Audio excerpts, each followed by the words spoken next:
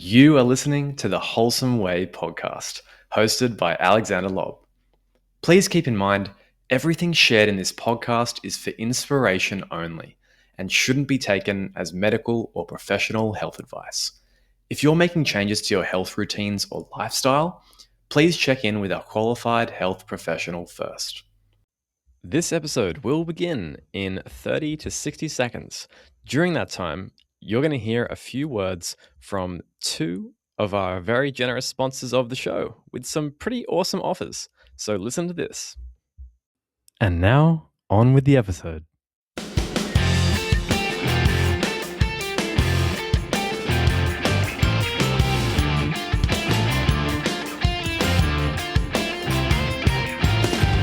Welcome back, Wholesome Wayfinders, to another episode.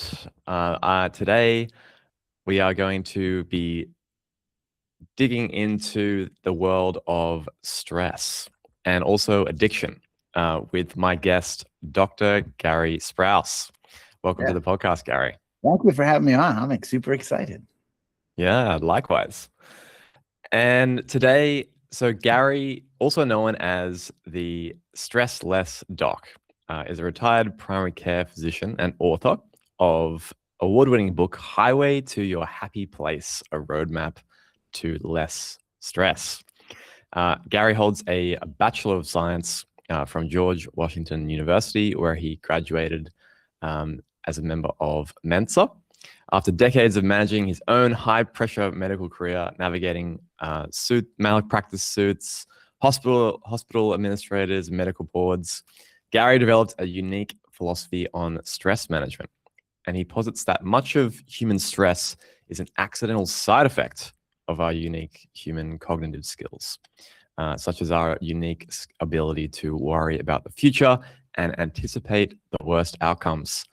I know a lot of us probably do that. I can testify to that. So Gary, I've been very much looking forward to digging into this sort of theme and topic that people are definitely resonating with. So it's a pleasure to have you on the show.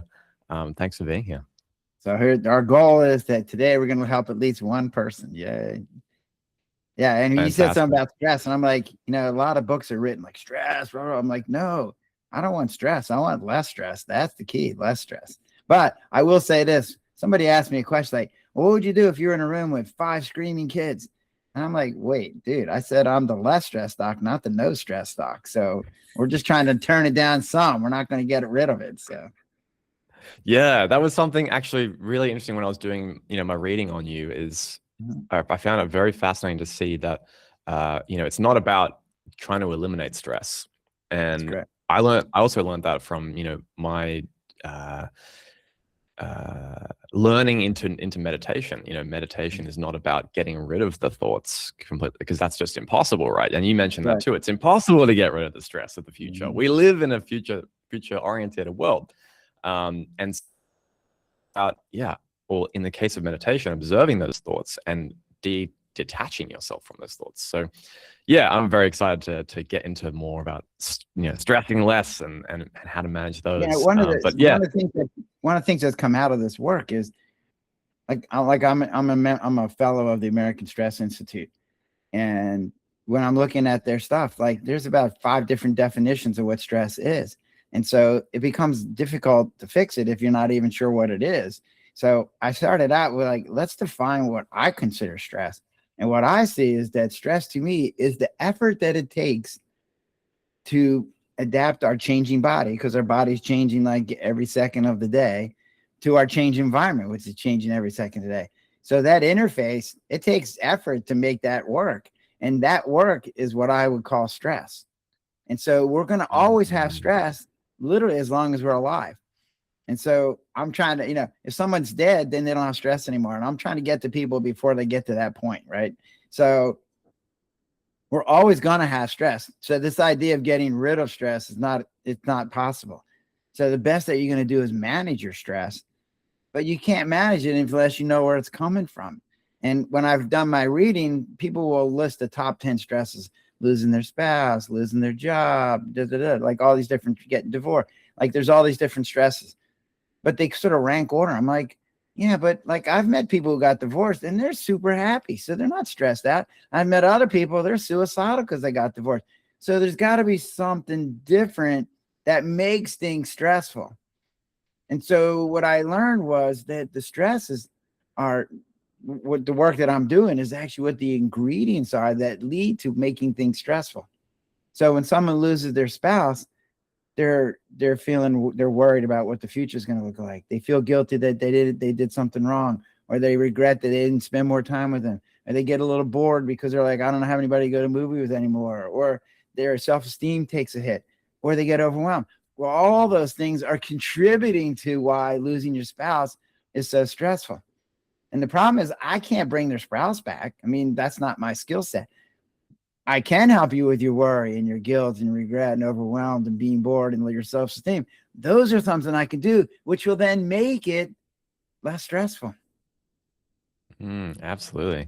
Looking back retrospectively on your journey so far, was there a turning point or an inflection point where you realized that, we don't have to live, full of stress all the time? Like how did it affect you personally, Right.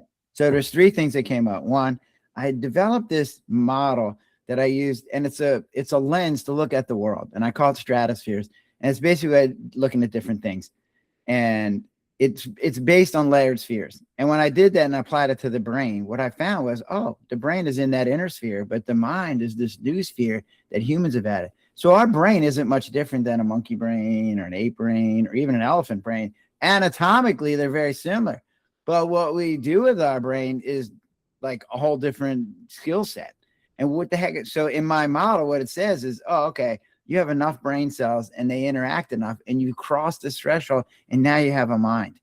And in that mind are these different skill sets. And it's like worry, like not worry. It's looking into the future. It's figuring out what's right and wrong, what's good and bad. It's being able to choose, be able to use words, have concept. So like all these skills that come along that we don't share with other animals, because even if they're a little bit in the mind level, not anywhere near where we are, right?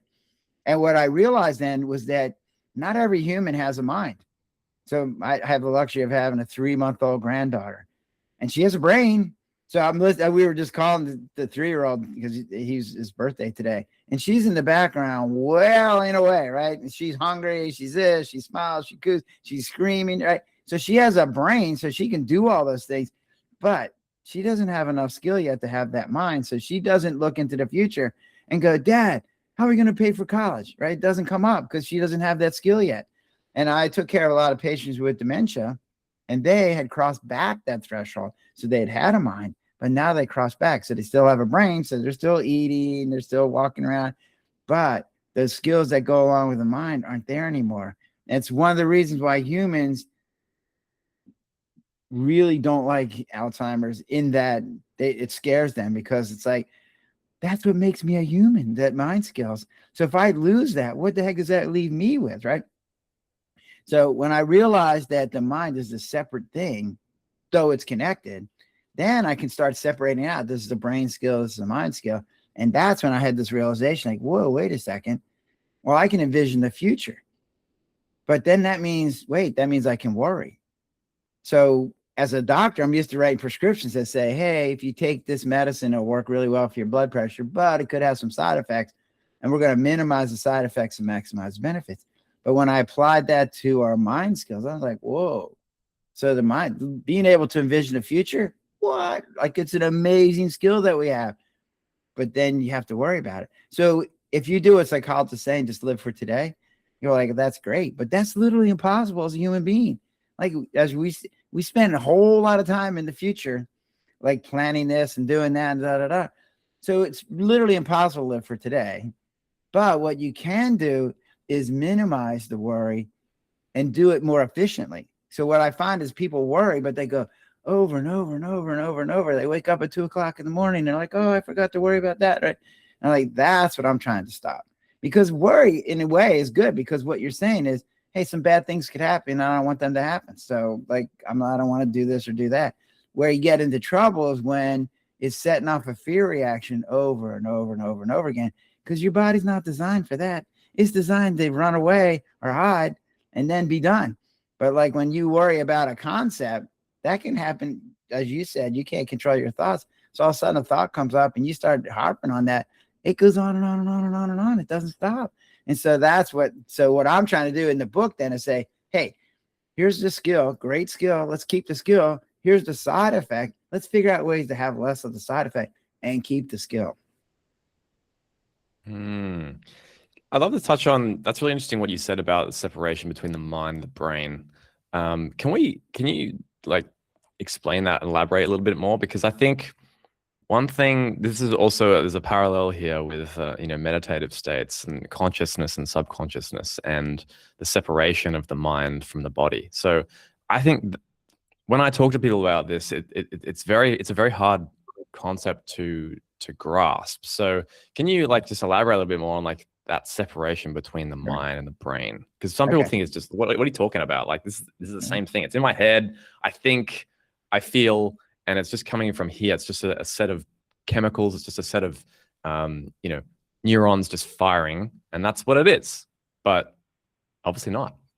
Wow. So this has been a debate that's been raging for literally thousands of years. Most philosophers and scientists have weighed in somewhere along the line and how do you get a mind out of a brain? And what I found was they didn't have the right model. They didn't have the right lens to look through. So if you use my stratospheres model, then it becomes simple. So like, I'll give you an example that I use, which is take the alphabet. So if I take a circle and I put an A in the middle, well, not much is going to happen.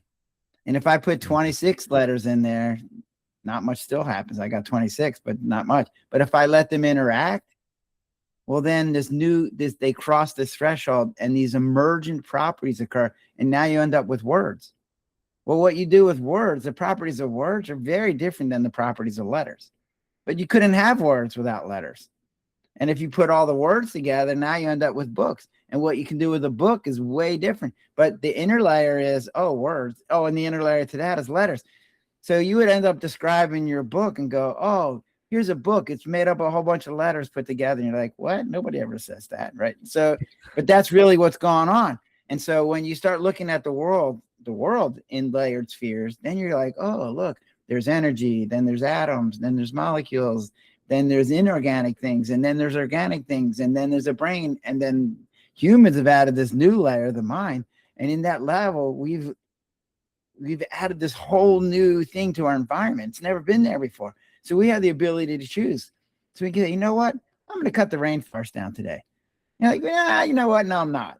Like, maybe I shouldn't do that. And so we can choose because now we have the power and we have the ability with our mind to envision the future and da. So we have all these incredible skills, but the problem is that it's destabilizing the earth because for literally millions of years, geology and biology have been kind of working together in a symbiotic relationship.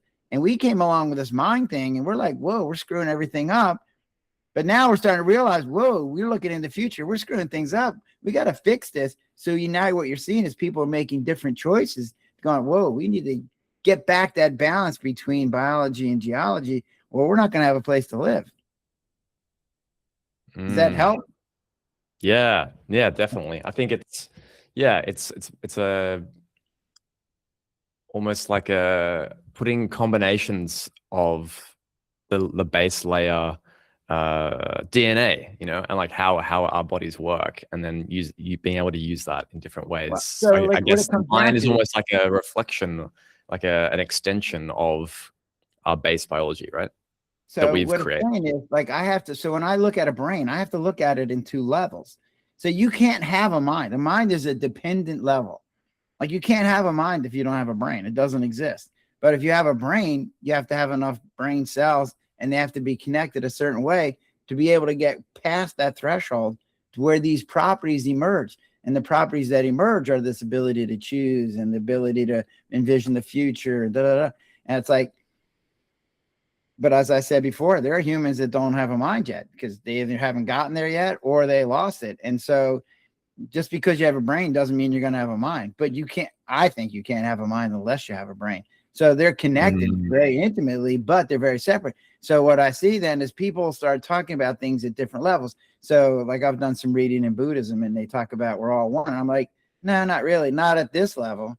At some level, yeah, but like not, you have to. So then what I do when I talk about stuff, I go, well, which level are you talking about? Like, we're all atoms, right? So, people go, well, there's more space between you than there is, and you're like, no, I'm pretty solid at this level, right? But if you go down to the atom level, yeah, there's a whole lot of space between an electron and a proton. Okay, yeah, but not at my level, right? So, like, what I see where people get into trouble is they start trying to talk about the properties at this level and try to use them to explain something at a different level. Well, you can't, because they're different levels, and they have different properties because they have different emergent things going. So if you took 2 hydrogen atoms and an oxygen atom, yeah, you would not be able to go, okay, I know what water's going to do if I put that. No, you wouldn't know. Like, you would just have 2 hydrogens and oxygen. But when you put them together, now you end up with water. Like, whoa, dang, that stuff can freeze, it can boil, it can do all this different stuff. It can, like, wait, what? Yeah. So that's why you have to be careful to see which level you're talking about. The same thing happens with our emotions. So what I feel like, so the first thing you have to do, again, I define what an emotion is, because what I see, like, I've listened to lectures of people that were talking about emotions for 2 hours. And I went up to this guy afterwards and I say, so tell me what an emotion is. And he goes, well, it's anger, it's fear. I'm like, well, okay, those are examples of emotions, but tell me what it is. And he's like, well, and then he realized that he didn't know the answer. And then he was like, yeah, next question. Because he hadn't realized that he didn't know the answer, right? So I had to go back and go, okay, tell me what an emotion is. And when you go to the dictionary, emotion's defined as a feeling. But then if you go to feeling, it's defined as emotion. You're like, wait, I'm not allowed to do that. That's not right, right? So here's what I came up with, that emotions are these pre-programmed. So no one teaches you how to get angry. They teach you what to get angry about. Like, no one teaches you how to cry. No one teaches you how to be sad. No one teaches you how to be afraid, but they teach you what to be afraid of, right? So they're pre-programmed. So they're in our brains already, and they're push button. So you just push the button, it goes off. And what goes off is this neurohormonal. So there's nerves and there's hormones that are being released in a certain pattern. And then we call that pattern an emotion. So when the system goes off, oh, that's fear. Oh, system goes, oh, that's anger. Oh, that's lust, right? And so what I see then is there's these basic emotions, fear, anger, lust, blah, blah, blah. But then humans have added this second layer. So we had this thing called love. And you're like, wait, what is that? How many songs have been written about what love is, right? And it's like, like literally, like, I think somebody did this, and like 80% of songs have love in there somewhere along the line, right? And the reason it's so complicated is because it's a 2-level emotion. So there's this primary emotion where there's lust and acceptance and friendship and being together and the elation and the pleasure, and right? But then there's this, and that is like literally intoxicating. I mean, people when they're in that primary love, they're like, think about this. They're standing in front of a whole group of people going, honey, I'm going to live with you for the rest of my life, no matter what. You're like, who says that? That's literally insane, right? That's crazy talk. But we do it, right? But then what happens is that primary love starts waning over time. And it takes about a year or two. And about 2 years into it, they're like, oh, I don't feel that lust anymore. Now there's some sadness with that pleasure. And what they're missing is the second level of love, which is where there's commitment and there's honesty and there's trust and there's dialogue and there's communication, right? That's the second layer. That is not jazzy. You don't go, oh, I love my wife so much because she's honest. No, nobody says that, right? But it's that second level that keeps us together for the next 20, 30, 40, 50 years. So that is a part of love. It's probably more important for love than that inner part. But the inner part is the part where it's really jazzy. And so what I tell people is like, yeah, okay, you might have got together because you're all jazzed up, but you stayed together because of that second level. And that second level, is that pre-programmed as well, or do we have to learn that? I think we have to learn that. That only comes with mind stuff. So like, I think humans existed before we had a mind. I think like you see apes and monkeys get around pretty well without a whole lot of mind. I think we were in that category. And as our mind developed, all these new things came about. So one of the things that happens to humans is like our kids take a really long time to grow up. Like every other animal out there, a couple years, and they're, horses are running around 5 minutes after they're born. But humans, we're like 20 years and we're still like not getting it yet. And you're like, dang. So we had to figure out how to keep two humans together for a long time to make sure our kid grew up, because the genes are like, yeah, we want to keep on going. So we need you need to hook up and stay hooked up for 20 years. Right. So, yeah. So I think these things have developed socially because I've read books on like looking at humans as if they were an organism. And so what they said is that a man should be trying to have sex with as many people as he could because he wants to get his genes in as many progeny as possible. And that women should want to find the best guy because they have to put a lot more energy into having a kid than a guy does. And so they're looking for somebody who's going to hang around for 20 years and help them raise the kid, right? So there's a disconnect already in the beginning between the two sexes and where they're trying to get to. And so it creates an interesting social environment, how to match up our biology with our socialization. Yeah, it adds to a lot of conflict. Wow. Yeah. I've never really thought about it like that before. You have like conflicting sort of agendas. Yeah. Yeah, absolutely. Male and female. I guess it manifests differently in men, men and female, male and females, on the individual level. But yeah, I've never really thought about it like that. That's really interesting. So do you think that's, is that a flaw? In the old days, kings would say, all these women in the village are mine. Yeah. And so what happened was all the guys were like, wait, what? What am I supposed to do? And like tough beans, right? And if you try to have sex with one of these women, I'm cutting your head off. And then I want to cut the head off everybody else in your family. So you're like, yeah, okay. But here's the cool thing about humans. We work in groups, right? So we can have one powerful human being, but if you put 20 not so powerful together, yeah, now you're more powerful. So kings spend a lot of time not trying to get killed, right? Because we call them beta males, right? So there's a bunch of alpha males, but beta males go, well, no, we're going to work together and we're going to conspire and we're knocking you off because we want to have progeny too. Exactly what happened in France, right? In the revolution. Yes, King Louis. Exactly. Yes. Got his head chopped off. It happens a lot. Yes, exactly right. Yeah. Fantastic. So, okay.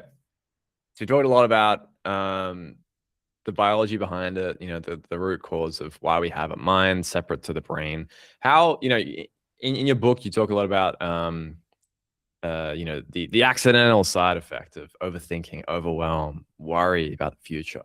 And so how can listeners start to, use our mind as a superpower, and stress as a superpower to overcome this and become the best version of ourselves? Okay. So the first thing they have to recognize is that things happen in our environment all the time. And that that by definition, that's stress, but people talk about good stress and bad stress, and things happen. What makes it good or bad is you. So like I've had a lot of bad things happen to me over my career. I saw you as an example, right? So I was taking care of patients who had chronic pain. And in the beginning, like 30 years ago, the board of physicians was like, good job. You're probably undertreating because give them more, right? And then they switched. And then they're like, oh, no, giving people pain medicine is a bad thing. And you're like, wait, what? So I didn't actually really change much of what I was doing. And I went from being patted on the back to being in front of my board with my license being threatened. And I'm like, but I'm doing the same thing that I was doing. And you're like, so most doctors would think of that as a pretty stressful situation, which not that I didn't think of it as stressful, because then you were asking what got me here. And that's one of the things. What it did, though, is it made me go back and read a whole bunch about chronic pain and what medicines do and what the side effects are and are there other ways to treat pain. It made me go back and go, hey, am I really doing what a doctor should be doing? Is what I'm doing the right way to do this? Then it also made me go back and say, hey, if the board does something stupid and takes my license away, what the heck am I supposed to do? So I'm like, oh, I got to start finding new identities and new ways to earn money. So my wife and I became real estate investors. And then I also said, well, look, we got some money in the bank, but if I lost my license, we better start making more money. So we made the decision, we're going to make as much money as we can while we can. So we made all these decisions based on what was going on with the board. And then in the end, I got to work 38 years and retired on my own. But by that time, I knew I was a better doctor because I had read a lot more stuff than I would have ever read on my own. I had gotten new identities. I'm an author, I'm a real estate investor, and I'm a doctor, right? We had more money in the bank, right? So the stuff that happened to me was bad, but I made it into something good. And so in the end, it was a good thing, even though it looked bad at the time. So my perceptions then allowed me to use that bad stuff for my benefit. So that was good, right? So that's what I find is that you have to, a lot of what makes it good or bad is how you view things. And so when you start looking at mindset, then it becomes critical. So mindset really makes a big difference because like what I have is like there's two ways to look at it. It's called a growth mindset or a creator mindset. And either one of those, what you're saying is, hey, I got this challenge in front of me and I'm going to use my creativity to figure out a way around this challenge. And I'm not going to fail until I stop trying. So I'm going to keep doing these things to see what one works. That didn't work. Or that worked. No, that did. Right. And so there's no failure. It's just learning experiences. And it's like, yeah. And then at the end, and what I found at the end was, yeah, I was able to get around these problems and get to where I wanted to be. Awesome. Yeah, that comes up a lot, actually. The fixed versus the growth mindset, especially in the coaching world, life strategy. Yeah. So yeah, I can definitely There's a resonate book with called that. The Power of TED. Have you read that yet? The power So of it's called The Power of TED, TED. So no. I think he's saying the same things, but in a different way. So what he said is people live as a victim. And so as a victim, you're focused on this. Somebody's trying to hurt you. There's a persecutor and there's some person or something that's trying to hurt you. And then you're looking for a rescuer to come along and save you. And here was the interesting thing. His insight was that the rescuer actually keeps you in the victim mode. Because what they say is, well, you're too weak to take care of this problem by yourself. So I'm here to help you. I'm here to fix you. I'm here to take you away from the problem. But you're still a victim. And you're like, nah. So what he says is you need to become a creator, which in the creator really is more like in that growth mindset. But as a creator, you're like, oh, I got a problem in front of me and I got to figure out a way around it. And I don't need a rescuer. I need a coach. And the coach, like you are, you can come in and coach me and show me what I need to do, but you're not going to do it for me. You're just going to show me how to do it. And it's like, yeah. So then when you do that, then you get some power back. And what you focus on, instead of like, oh, woe is me, I'm such a victim, and you're focused on this problem and your reaction is fear and anxiety, as a creator, you're focusing on where you're trying to get to. And then there's things in the way, but you're like, yeah, there's just things in the way because there's where I want to go. And I just got to figure out how to get there. Yeah, absolutely. And I was listening to, one of the podcasts you were on, Individual Matters, and you said something about, about fear, right? And fear, when you're in the fear state, you're not able to be creative. It's kind of like opposites. Like it's impossible to be creative when you're in a fear mode, fight or flight mode. So I think, one thing that I've seen is like, as you mentioned, you're separating that problem from you as a victim and putting it out more objectively and just separating yourself from that problem and just saying, hey, I've got a problem. It's not like, yes, I'm associated with this problem, but to be able to fix it, I need to push myself away from it a little bit, like emotionally, and get out of that fear state. But because fear literally makes us pull back. So I use a lot of sports things, and like if you're a soccer player, football player, and it's like, and you're playing a team that's better than you, and you're afraid, well, you're going to be less effective because you're going to be pulled back, and you're going to, when a 50-50 ball, you're going to like, oh, and you're going to pull back, and then you're going to lose. If you get rid of the fear, and I think that anger is actually one of these emotions that makes us feel big and powerful. So if you go in with controlled anger, then you're like, that 50-50 ball is mine. I'm getting that 50-50 ball. And now you're more likely to get it, right? Same thing in business. Like if you're operating out of fear, you're less likely to be successful than if you're operating with that positive, like a flow that they call it. And like, yeah, you're going to be way more likely to be successful. Absolutely. One of the things that I talk about, I don't know if you've heard this or not, but there's a difference between going fast and rushing. Okay. So like I used to go fast. Like if I'll use myself as an example. So like where my office was, the dry cleaner was like 500 yards away from my office. So I would run down there to get my clothes and come back. Right. I didn't have to run. I was just going fast. Rushing is there's a fear element to it. So then I'm like, oh, I got to go fast or else these patients are going to be complaining. Oh, I got to get back. That fear is what makes the difference. And when you're rushing, you're actually less efficient. You stumble, you run into, like you can't think straight and you mess up. Right? It's like when you're operating fast, it's way different than operating with fear and rushing. So I tell people that so that they can think about that when the next time they're trying to go fast. Don't rush. Keep the fear element out of it. I like that. Yeah, slowing down, and that's been linked to longevity. It's had evidence behind it. It's like slowing down and not being, not being, as you said, not being rushed, not necessarily fast. Right. You don't have to go slow. You can go fast. Just go fast without fear. That's the key. Yeah, without fear and with intention. That's it. Yeah, love it. So I'd love to talk a little bit about stress, being the stress less doc. So here in Australia, and I imagine probably similar in America, the number one cause of stress is around financial stability. People are out of cash. We've got inflation going through the roof right now. A lot of people are just, struggling to make ends meet, pay slip to pay slip. It's always been like that to some extent, but more so now, I think, in this crazy world where layoffs are happening, people are losing their jobs. You mentioned, you saw that early on in your career and you were like, damn, we got to make some money some other way. If my license goes, I've only got one source of income, right?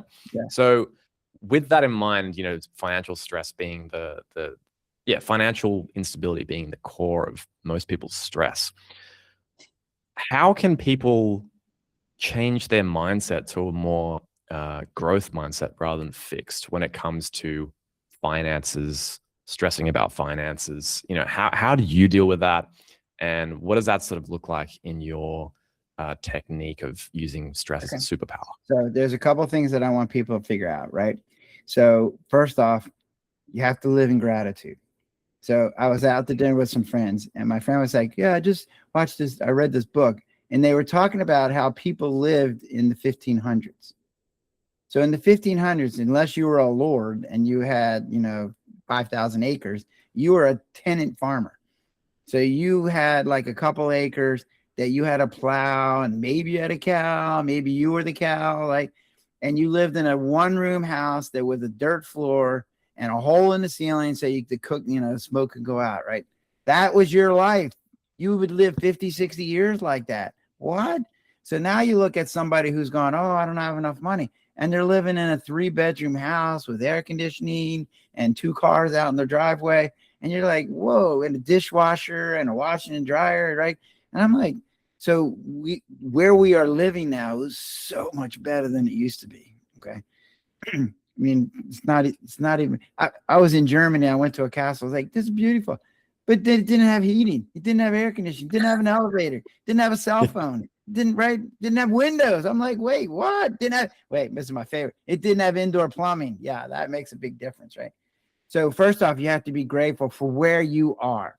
Number 2 is you have to see life as choices. Where people feel like out of control, you have to understand where your control comes from. Your control comes from your ability to choose. And people take away their choices all the time. They go, I have to do this. I have to do that. I should do this. I ought to do that. There's no choice, right? They've taken away their own choices. And what I tell people is like, look, you might be set up with 2 bad choices, but you still get to choose between the 2 bad choices. So when someone says, I have to go to work so I can have a house, well, no, you don't. Like you could go ride on a bike for 5,000 miles, go live in a tent. Like I was reading this guy that what do you call it? He squatted. That's what he called it. So there would be houses that nobody lived in and he would just live in them for like 8 years. Like he didn't have a mortgage. So guess what? And he did fine because he made the choice that he'd rather not have his own house and have economic freedom than, than all the houses that go along with owning your own house. So when you see your life as a serious choice, you go like, okay, look, I want to have a nice house. Then that means I'm going to do this, right? Whatever that is, right? So then the third thing is, and this is, you have to decide, this is from some of the economic books that I read. You have to decide what's a need and what's a want. And too many people they make their wants into needs. Like, I really need to go to a soccer game that's in another country, right? Like, I need to, right? I don't have any choice. And so this is marketing 101, right? Yeah. So one of my friends did this. So she got a bill from the tax collector, and it was like $10,000. And she's like, oh my God, where am I going to come with $10,000? Ah. So she made this plan. So she didn't change her income, but she changed her expenses. And she said, we're getting rid of all the things that we can do without, whatever that is, right? She saved $10,000 in 6 months. And you're like, wait, what? And didn't make any more money. So what I find is a lot of people are spending a lot of money on what this guy called doodads as opposed to needs. So you have to go back and go, do I really need the 8 different cable packages, right? Do I need to I need to stream 6 different things? Go through, like, wait, it turns out I have 10 different things that I've joined and I didn't even know it, right? That kind of stuff. So that's the third thing. And the fourth is, and this is what I call reserve. So this is one of the things that I did, is like, I got to build up my reserve. So most people, like, I think the numbers are like 40, 50% of people are literally living paycheck to paycheck, but they have no reserve. So if something comes up, they're stuck. And can you imagine how stressful that is when you're sitting around going, oh, if something bad happens, I don't know what I'm going to do. That sucks. That's not a good place to be. But if you have 6 months of income or 6 months of expenses put in a safety account somewhere, then you go, well, if something bad happens, I get laid off or something, I got 6 months to find a new job. If you're living paycheck to paycheck, you got 2 days to find a new job. What's more stressful? 6 months to find a job, 2 days to find a job, right?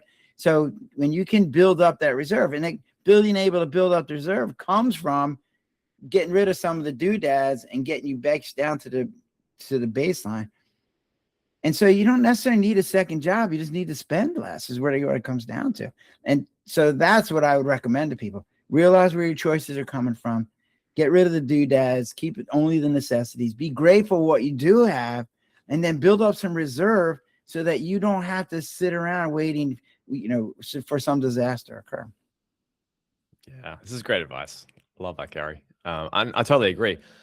One thing that I'm hearing questions from the audience is how that's great. There's a plan there. I think some people have taken on a lot of a specific perspective around money that they've learned from the past, from their parents, from family members. And it's hard to be, you talk a lot about realistic optimism, which is, positivity in the face of adversity, essentially. So how does a person start to deconstruct those lessons that they've learned around and their emotions around money to be able to start to actually put these strategies, into place? How do they distinguish between a toxic version of positivity, like forcing a happy face, like I'm happy even though I'm in the shit, as opposed to, a healthy sort of realistic version of optimism where, you just keep getting pummeled by, a tax invoice. It's not a tax invoice, the debt collector coming, your car breaks down, and it's like a snowball effect. But what does the realistic optimism look like in that sense? So let me explain realistic optimism. So basically, humans have been set up to monitor for threats. Like, if you look at every other organism out there, they're scanning their environment to see if there's a threat. They're looking for something that's going to hurt them or kill them. And we're no different. We do the same thing. So we tend to be looking around for something dangerous, but we tend to focus on that. And the problem we get into is that, like, I'll use my dog as an example. So she's watching the news and there's bombs going off and earthquakes and tsunamis.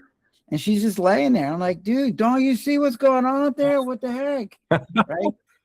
Now, if a big dog comes in our yard, oh man, she's up in her haunches and she's barking and her fur sticking up. But as soon as that big dog leaves and she can't sense it anymore, then she's back laying on the rug, right? So what the heck's the difference? Like, so I'm sitting there going, oh, dude, if that big dog came and my grandchild was out there, oh, what if I'd hurt my back and I couldn't run away? What? Right. So now I'm thinking, this is the key. I'm thinking up all these bad things that could happen, but there's nothing to make it stop. So my dog's fear goes away when when she can't sense it anymore.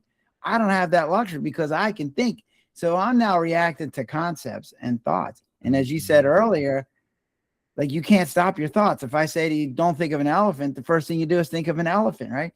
So realistic optimist says, like, we have to figure out a way to deal with these concepts because we don't want to ignore that bad things could happen. That gets guys in trouble. Women tend to worry a lot more than guys do because women tend to share their worries to try and lessen them. Guys tend to deny them. And that gets you into trouble because you're like, that's never going to happen, honey. And then it happens. And oh, yeah, now the next time you say that, see what happens, right? So what I found is so worry, and this is where you have to come down to definition. So worry is being able to envision the future. What? Amazing skill. But then focusing on all the bad things that can happen and then having a fear reaction right now to something that hasn't happened yet. And so when you put that together, that gets you into trouble because you can have that fear reaction continuously. So the way to stop that is to go, hey, you know what? I have choices. So I don't want to ignore that bad things can happen, but I'm going to focus on good things happening. So when I wrote my book, I could have said, oh, who's ever going to read this book? It's never going to get done. Even if they read, it's not going to, right? That makes me feel bad, which made me not want to finish the book. So I like, no, this book's going to be great. It's going to help all these people. They're going to have a less stressed life. They're going to live in their happy place. Yeah, right. Which then makes me feel good now. So I can use the same skill of envisioning the future. But if I focus on the good things that happen, that makes me feel good right now as opposed to the bad things. But you can't ignore that bad things can happen. That's the realism part. So when I was writing this book, what I learned early on was that most authors do not make a living out of writing their book. They do it out of labor of love, to help people, whatever. They're not doing it to make money, right? Or whatever money you make isn't enough to pay the bills. So I had to be realistic and go, I want to really write this book and help all these people, but I got to be realistic. So I got to still be a doctor so I can make money. But then when I retired, then I'm like, okay, now I can focus on the book because now I have enough money in my reserve that I can focus on the book. So I was realistic about it. But to be realistic, what I did is work up this second tool called the worry organizer. And the worry organizer says, let's take what's in your head and put it on a piece of paper. And it does two things. It makes it three things. It makes you organize your thinking. It puts it on a piece of paper. So now you're using all of your brain and mind to solve the problem, as opposed to half of it, where half of us trying to remember what you're supposed to worry about, and the other half's trying to figure it out. Now you're all focused on this. And the third thing is when it's writing down, you're using different sensations. You're using, your writing skills, your vision, your hearing. And then you have a document that you can actually show other people and go, hey, this is what I came up with. Can you add? So what I do then is organize it in this way. So I go, okay, the first thing is, what are you worried about? So I had a patient came in. She said, I'm worried I'm going to get breast cancer. I'm like, she's like a 55-year-old woman. I'm like, well, it's the second question. Why are you worried about that? And she's like, well, my mom had breast cancer and my sister had breast cancer. I'm like, well, okay, that's a reasonable thing to worry about, right? Then the third column is, well, how likely is it to happen and how bad would it be if it did happen? So her answer was, well, 100% I'm going to get breast cancer because my mom and my sister did. And they both died, so I know I'm going to die. Well, she had given herself a death sentence. She's like, 100% I'm going to get breast cancer and 100% I'm going to die. So I said, look, I'm a doctor and I know the statistics. And you're showing me what you're worried about. Now I'm going to give you the real statistic. You got a 15%, if you have family history, you have a 15% chance to get breast cancer. And she's like, wait, what? That's it? And I go, and because we're going to catch it early, you got an 85% chance of survival. And you could see that this huge weight got lifted off her shoulder just because we changed the statistic that she was holding in her head. Then the next column is, well, what can I do to make sure I don't get breast cancer? So we're going to do mammograms, we're going to do a BRCA, we're going to do this, and you're going to eat healthy, and you're going to exercise, blah, blah, blah. And then we go, what? The last column is, well, what happens if I get breast cancer? What do I do? And you're like, okay, look, we can do the research on where's the best breast cancer institutes. You can make sure your will's in place. You can make sure that your in-laws are going to take care of your kid. Like, you can do all these things to prepare. And here's the key, but without fear. So the answer to worry is it's not ignoring bad things can happen. It's being able to prepare for the bad things without fear. And that's what this worry organizer does. And that's what realistic optimism does. It allows you to look into the future, focus on good things, but not ignore bad things, and then plan for them just in case. Brilliant. I love the way you explain that, Gary. That's awesome. I think that'll be really useful. I think a lot of people will, can take that on in this, crazy world we live in but this is what people say. This, imagined fears. Yeah. So one of the things that I find is like people have this, and this, you're not picking on you, but this is what people do. Like, the world's falling apart. And I'm like, no, the world is not falling apart. You've traveled a lot. I've traveled a lot. I've met so many nice people. There's like, the world is full of nice people. It's only when you put them in bad places that they start getting into trouble. So I'll use myself as an example. I'm sitting at a cafe in Vienna with my wife, and the lady next to me starts choking. So I go over and hit her on the back, and the food pops out, and she's like, oh, thank you. I'm like, I didn't do anything special. Like, I don't even know who this lady was, right? But like, as a human being, I'm like, oh, I'm going to help this lady. This is the way most people are. Like, the majority of people are like that. And like, when you start changing your lens and looking at the world going, here's what I'll say to you. Like, when I was in my office, I would have 20 patients, maybe 30 patients a day come in. I would just use 20 as the number. 18 of those would be like, Dr. Sprouse, you're wonderful. Thank you so much. Your staff's great. This is wonderful. Right. But 2 of them would be jerks. And like, I'm mad at you. You didn't do this right. Or the insurance wouldn't cover because you said, right. So when I went home to tell my wife about my day, who do you think I told her about? Right. The 2 people that didn't go well. Right. That's what we do. We tell them about the bad things. I'm like, no. So I had to learn, no, hey, honey, guess what? 18 patients came in today and thought I did a great job. That's what I think. So when people say the world is falling apart, that's because we're focusing on the 2 patients that didn't go right instead of the 18 patients that did, right? So that's what I tell people. Change your lens. Look at the good things that you got going on. Yes, is there some things that could be better? Of course. Like in my country, right, there's a big division now between the MAGA Republicans and the Democrats and regular Republicans. And they're like, oh, our world is falling apart. I'm like, are you kidding me? Like 150 years ago, we had a civil war where people from Pennsylvania had a gun and they were shooting people from Maryland. What? Like, no, that's crazy. What we got going on is not good, but it's not that crazy, right? So we have to keep our perspective. Like living in a castle in the 1500s, not that great, right? Wasn't that awesome? Like, so we have to keep our perspective. And so one of the things that I found was, and you were talking, so one of the things you were saying with money is we have to realize that our worry, I think people say money is the root of all evil. And I don't think that's true, because what I think is the root of all evil is feeling safe. So people want to feel safe, and they'll do anything to feel safe. And so what money does is it buys you safety. It doesn't buy you happiness. It buys you safety. Because now you're like, well, I got enough money to live in a really nice house, or I have enough money to hire a lawyer in case I get in trouble, or I have enough money to pay for my kid to go to college, blah, blah, blah. So money isn't buying you happiness, but it is buying you safety. And that is critical. And that's where people get into trouble, is because they start when they're looking really for safety, and they think that money is going to do that for them. It can, but you have to use the money in the right way. Because if what you're really trying to do is buy safety, then do you really need a 5-bedroom house? Will a 2-bedroom house be enough, right?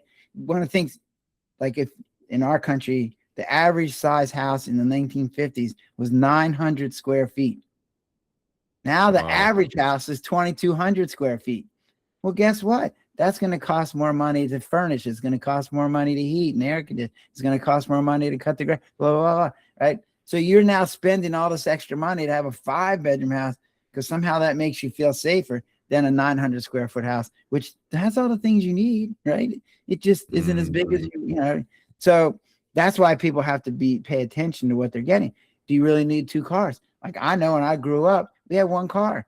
So when dad was out at work, we walked or we rode a bike or whatever. So we didn't have 2 cars, because when you add that second car, well, now you add the insurance for the car and the gas for the car and the repairs for the car and where to keep the car, and somebody might steal my car, blah, blah, blah, right? So you're adding all these ancillary expenses to something that, do you really need it? Maybe you do, maybe you don't. I don't know, right? These are the choices that you get to make. But the last thing I was going to say is, patients would come to me and I would say, here's how to help have less stress. And they're like, that's great, doc. And I'm like, wait, well, where would you be if you had less stress? And they're like, yeah, I don't know. I never got that far. I only thought about having less stress. And I'm like, well, that's a problem. I go, and they would say to me, doc, I know where I don't want to be, but I have no idea where I do want to be. And I'm like, well, that's a problem, right? If I go into my GPS and take me someplace, it's not going to work real well, right? I got to take me to 121 Parks Road. And then it goes, oh yeah, go here, right? So then I'm like, well, we need a destination. So that's when I started working with a happy place. And I'm like, wait, so, and I tell this funny story about my wife. Like, I like the beach, right? My wife thinks the beach is a big kitty litter box. And I'm like, well, this isn't going to work, right? Our happy places are real different. We have worked it out, by the way. So we were on a beach where were we at?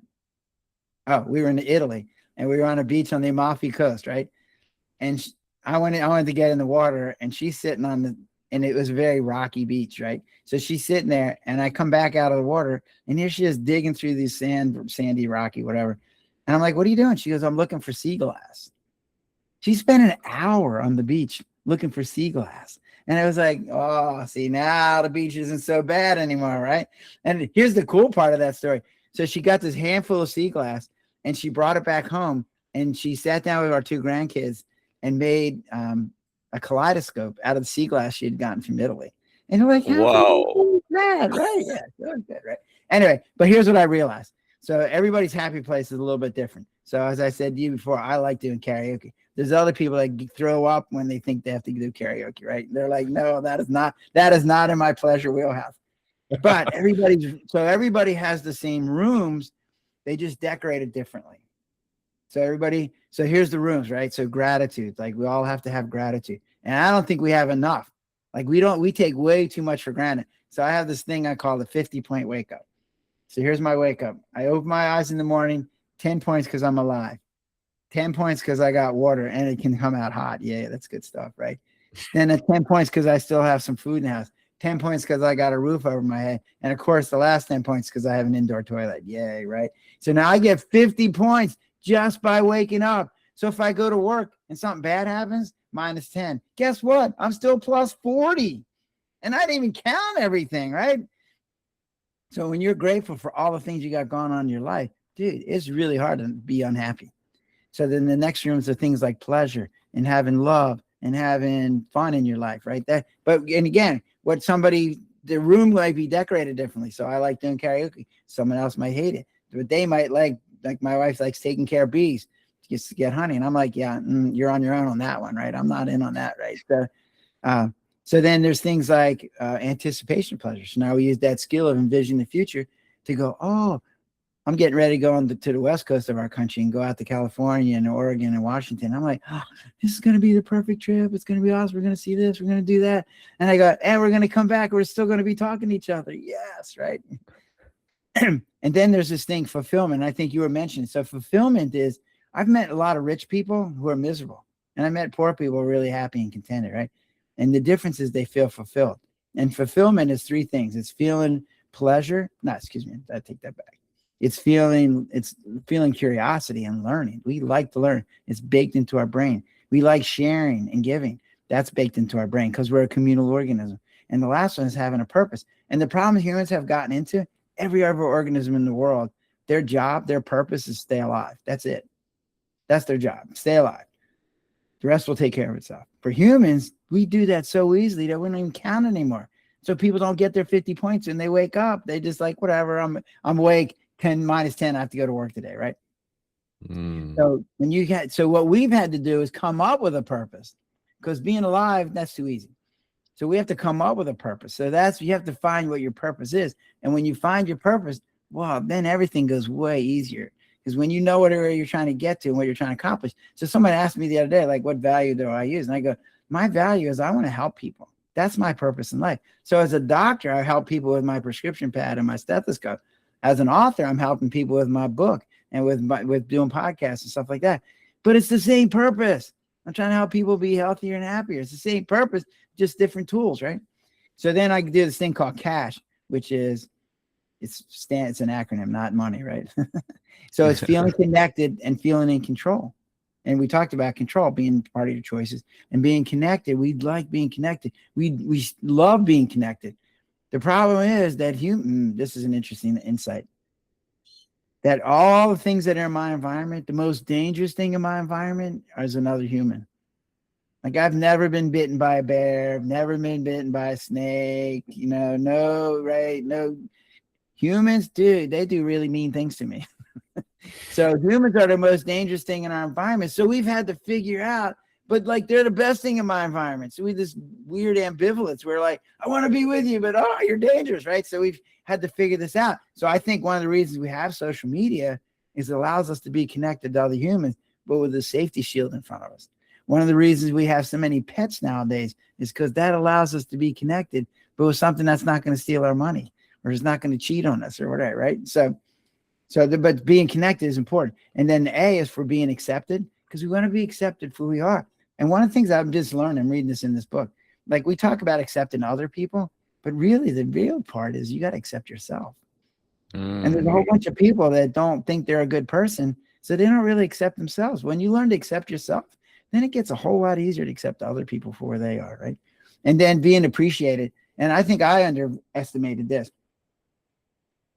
In the medical field, like, I would take care of patients, and they were often very generous and showed their appreciation. They're like, Dr. Sprouse, thank you so much. You saved my life, right? But I would have patients that come in and they would pay me more money, but they wouldn't appreciate what I was doing. And I realized, you know what? If somebody appreciates what I'm doing, I'm going to say, you know what? I know you're struggling for money. I'm going to give you this for free. But if somebody comes in and they're a jerk, I'm like, get out of my office. I don't care how much money you're paying me. I don't need that, right? So appreciate. Here's what I learned. That appreciation was the original currency that humans used. Before we had money, before we had ways to swap things, we used appreciation. Thanks for that fish that you got. Thanks for finding some berries. Here's some berries right? We used appreciation. Thank you. So that was our original currency. And guess what? It's free. We can do it all the time. It doesn't cost anything, but you have to do it honestly. You can't just go blow smoke on people, right? You're like, no, really, thank you so much for doing that. Right? And then there's safety, which we've talked about. Though, interestingly, safety, I had to look this up because I had a person came to my seminar and she goes, I've never felt safe. I'm like, whoa, that's not a good place to live. Like, but then I'm like, wait, how could you say that? Like, well, how do you define safety? And she's like, I don't know. I just never felt safe. So it made me go back and go, we need to figure out what that means. What I realized was safety is not a feeling. It's the lack of a feeling. So when you don't feel fear and you don't feel anger and you're not in pain and you're not suffering, that's what's left is safe. That's how we feel safe. Now, and what happened for her was because future is literally a part of our environment. So for her to feel safe, her environment had to feel safe, which included the future. And the problem with the future is, I don't know. I don't have a crystal ball. I don't know what's going to happen. I have some good ideas, but I don't know 100%. So that's why she never felt safe.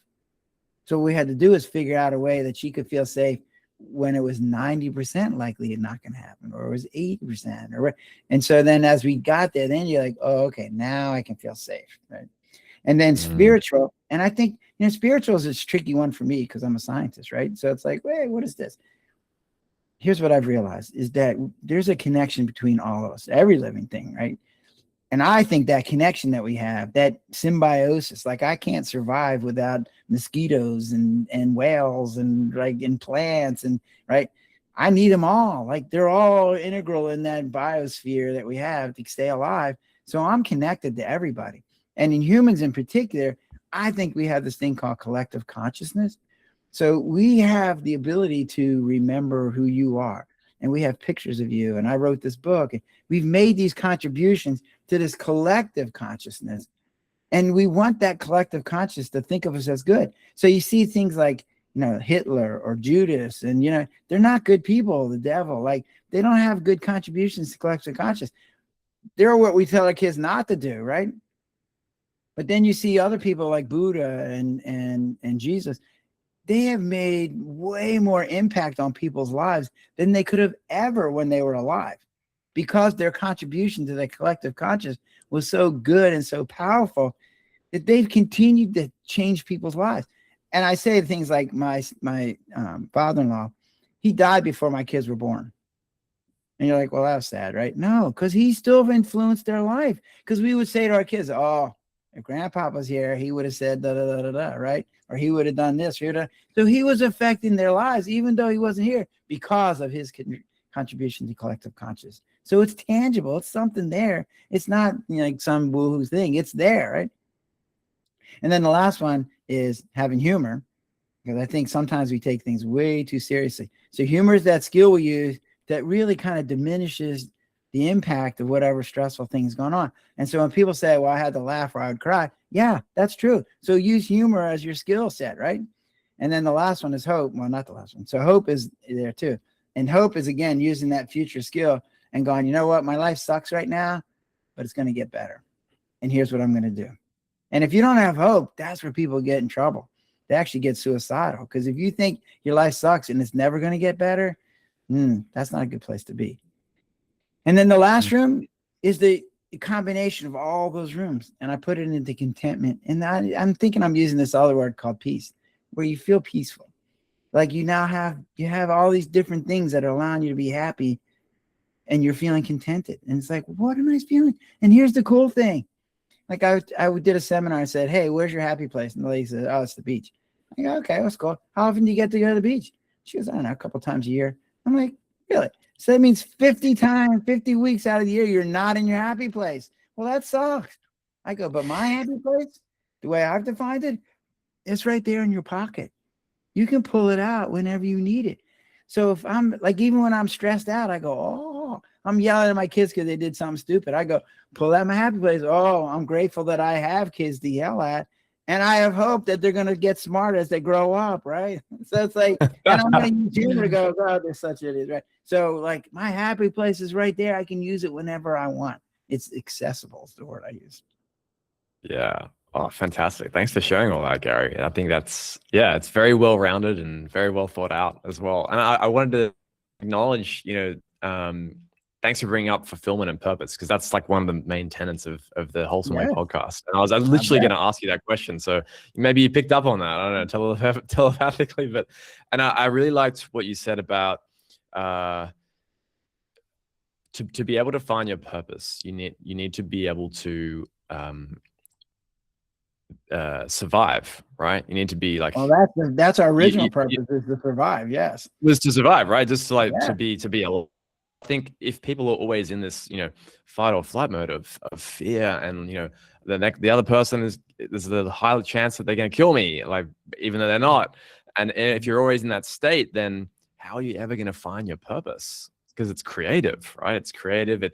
You're thinking about yourself at a very deep level, and if you're always thinking, how am I going to survive today, then you'll probably never get there, and therefore you'll never reach these amazing feelings and destinations that you talk about, in your book about, happiness and gratitude. So yeah, I wanted to say thank you so much for sharing that. So there's a thing that I learned from one of the other podcasts I was on, and he called it ikigai. Have you ever heard of this? Oh yeah, I just read the book. Yeah. So ikigai is important. That's a one way to find your purpose. So for your listeners, it's like you got 4 circles and you fill them in, and you go, okay, what am I good at? What do I like doing? What can I make some money at? And what is beneficial to my community? And where those things overlap, that's your ikigai. So for me, it turned out, doing what I'm doing is my ikigai. I'm like, this is good. This is why I felt so good. All that intersection right there. And for me, I'm retired, so I don't need the money part. So I don't care about the money. I just need to do the other thing, right? So, but for other people, that becomes important, because if you can fill out the circles and start figuring out where it is, where they intersect, then you're like, oh, that would be a good place for you to be. Yeah, absolutely. Gary, thank you so much for coming on and sharing your knowledge today. I've really enjoyed this conversation, and I'm sure there are so many golden nuggets here, from your wisdom and your experience. Oh, So yeah, I wanted to thank you for that. Yeah. hey, but we didn't get to Um, talk about addiction, so you're gonna have to have me come back on. oh, damn. Yeah, we'll definitely have to do That's a another whole episode nother on hour show. That's a whole nother show. So absolutely. And yeah, oh what are man, you doing we definitely have tomorrow? to do that. Yeah. Let's just record it next week. How about that? Yeah. Part 2. Yeah, No, there you go. legitimately. Let's book in the next one next week and talk about addiction. Oh, okay. But before we wrap it up though, Yep. yeah. Before we wrap it up though, I do have some bonus questions that I always like absolutely. to ask my guests. So Let's do it. cool. All right, number 1. What is your guilty pleasure? Oh, well, my guilty pleasure? Well, I would have to say peanut butter and jelly, right? So I'm trying, my wife and I have been doing we do this weight watch. It's called Optavia, and it's a way we've both lost 35 pounds. But like when I'm stressed out, I'm like, oh, there's peanut butter. Good stuff, man. Yeah, that's my guilty pleasure. Nice. Number 2, what is the number 1 book that changed your life? I'm going to say something strange for most people. So there's a book by a guy named Thomas Kuhn, and he wrote the Structure of Scientific Revolution. And in that book, here's what he said, is that most science goes baby step by baby step. You get a little study here, a little study there, and you go there. But sometimes the baby steps lead you in the wrong direction. And so then it takes a revolutionary new idea to get us back on track. So Einstein was like this, right? Newton's physics had been around for 300 years.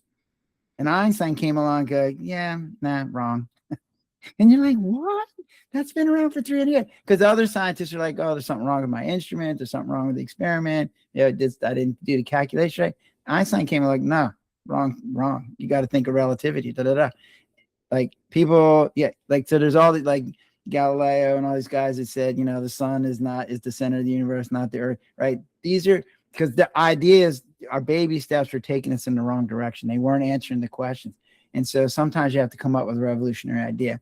And so for me, the work that I'm doing with, like, talking about stress being a side effect to our skill, when our next episode, when we talk about addiction, there's a whole different model, a whole different way to look at it.